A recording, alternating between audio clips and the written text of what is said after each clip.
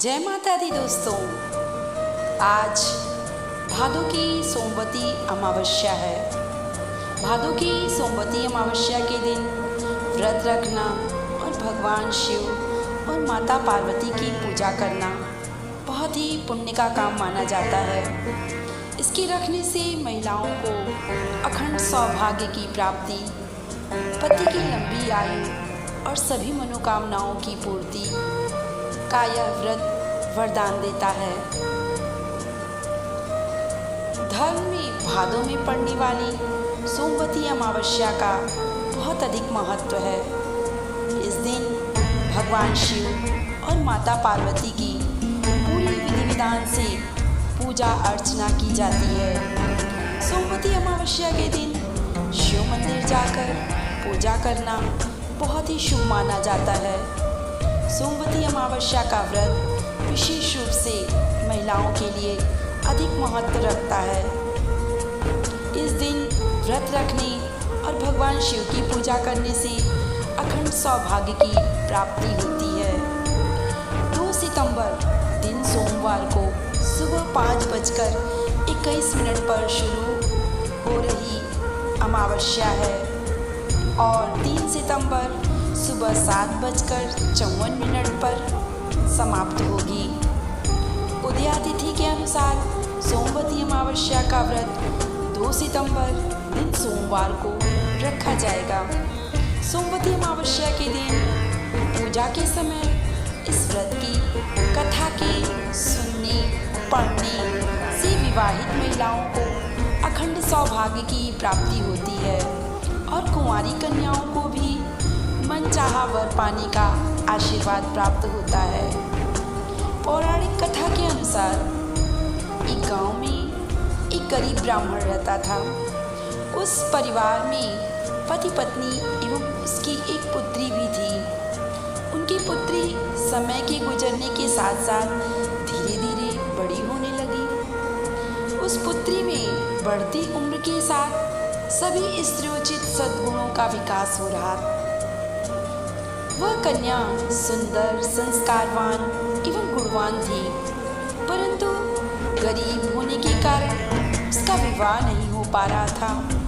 एक दिन उस ब्राह्मण के घर एक साधु महाराज पधारे। साधु उस कन्या के सेवा भाव से अत्यधिक प्रसन्न हुए। कन्या को लंबी आयु का आशीर्वाद देते हुए साधु ने कहा, इस कन्या के हाथ में तो विवाह की योग्य रेखा ही नहीं है। तब ब्राह्मण दंपति ने साधु से इसका उपाय पूछा। कन्या ऐसा क्या करे कि उसके हाथों में विवाह योग्य रेखा बन जाए। साधु महाराज ने कुछ देर विचार करने के बाद अपनी अंतर्दृष्टि में ध्यान करके बताया कि कुछ ही दूर पर एक गांव है जहां सोना नाम की एक धोबन महिला अपनी बेटी और बहू के साथ रहती है, जो बहुत ही आचार विचार एवं संस्कार संपन्न तथा पतिपरायण है। यदि यह सुकन्या उस धोबिन की सेवा करे और महिला इसकी शादी में अपनी मांग का सिंदूर लगा दे तथा उसके बाद इस कन्या का विवाह हो जाए तो इस कन्या का वैधव्य योग मिट सकता है। साधु ने यह भी बताया कि वह महिला कहीं बाहर आती जाती नहीं है। यह बात सुनकर ब्राह्मणी ने अपनी बेटी से धोबिन की सेवा करने का प्रस्ताव रखा। अगले दिन ही कन्या सुबह ही उठकर सोना धोबिन के घर जाकर साफ सफाई एवं अन्य कार्य करके अपने घर वापस आने लगी। एक दिन सोना धोबिन अपनी बहू से पूछती है कि तुम तो सुबह ही उठकर सारे काम कर लेती हो और पता भी नहीं चलता है। बहू ने कहा, माँ मैंने तो सोचा कि आप ही सुबह उठकर सारे काम खुद ही खत्म कर लेती हैं। मैं तो देर से उठती हूँ। ये सब जानकर दोनों सास बहू की निगरानी करने लगी। कौन है जो सुबह सारा काम करके चला जाता है। कई दिनों बाद धोबन ने देखा एक कन्या मुंह ढककर अंधेरे में घर में आती है और सारे काम करने के बाद चली जाती है। जब वह जाने लगी तो सोना धोबन उसके पैरों पर गिर पड़ी। पूछने लगी, आप कौन हैं और इस तरह छुपकर मेरे घर की चाकरी क्यों करने आई हैं?